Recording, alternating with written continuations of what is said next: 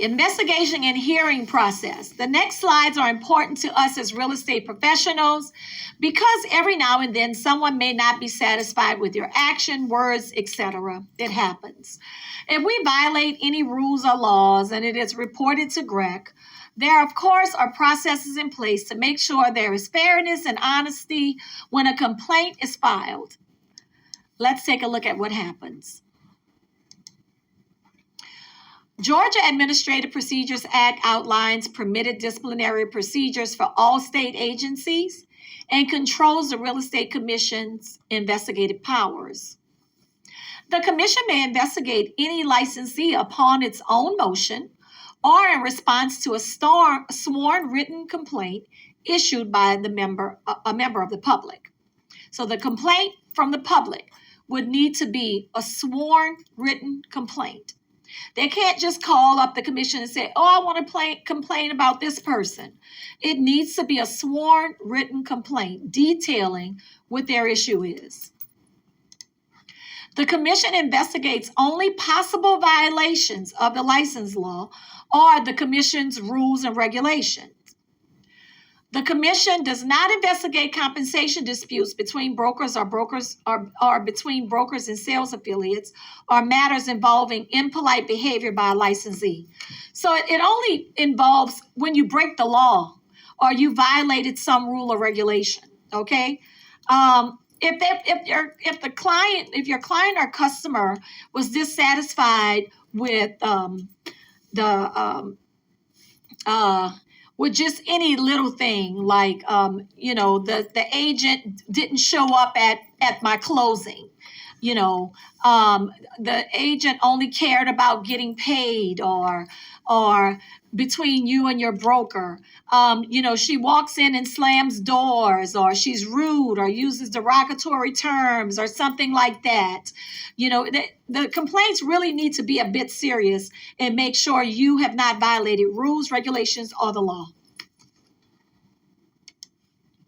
Investigative procedures.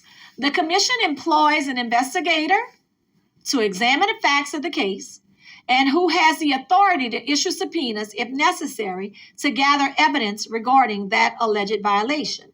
So when I file or if a sworn complaint is filed against you as an agent, then the commission uses an investigator to investigate what are deemed as facts of the case. Okay, that's their evidence gathering process to see if this complaint holds up, if you've actually violated some law, rule, or regulation.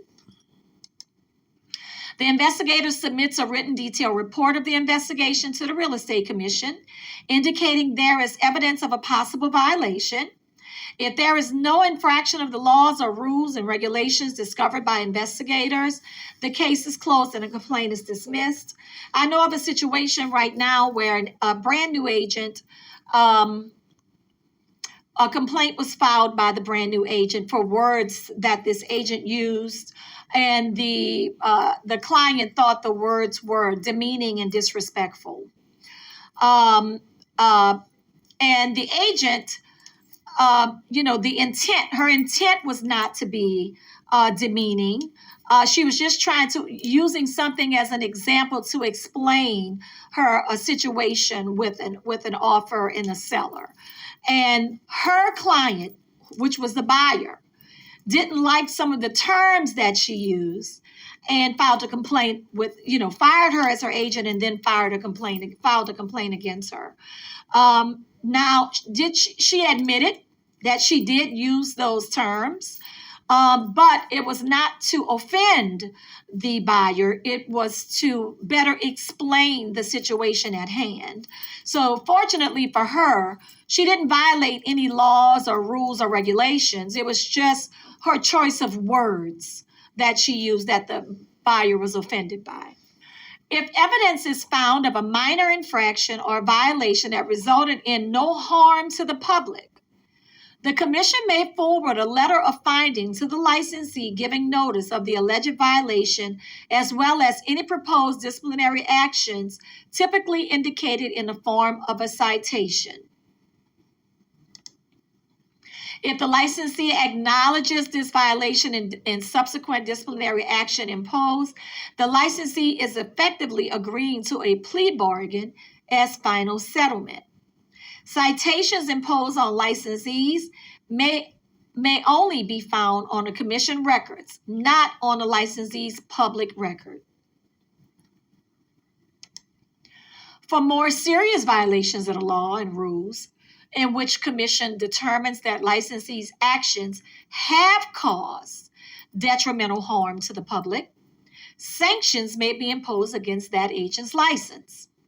Sanctions are a little bit more detrimental to your license. The commission may also refer the case to the state attorney, and a formal hearing before an administrative judge is scheduled.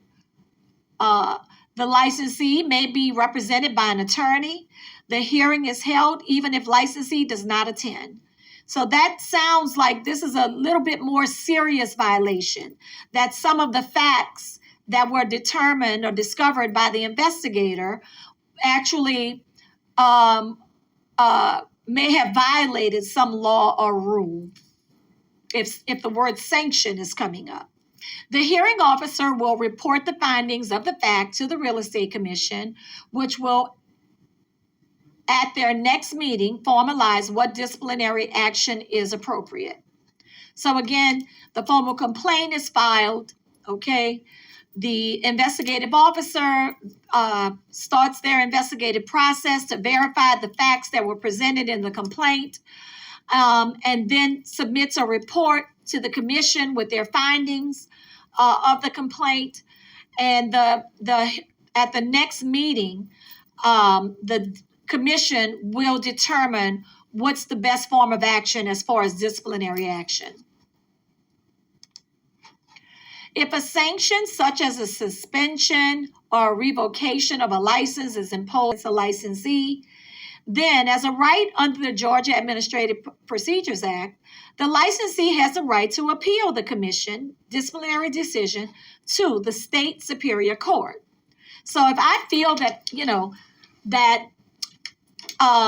I have more to say, or I feel as though, I have more additional evidence to submit to the commission to change their mind on this suspension or revocation of my possible sanction, or a sanction, as far as suspension or revocation, then I have the right to appeal.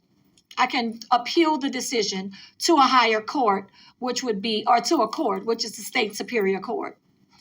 When a license is suspended for more than 60 days or revoked, licensee's name will be published on the commission website.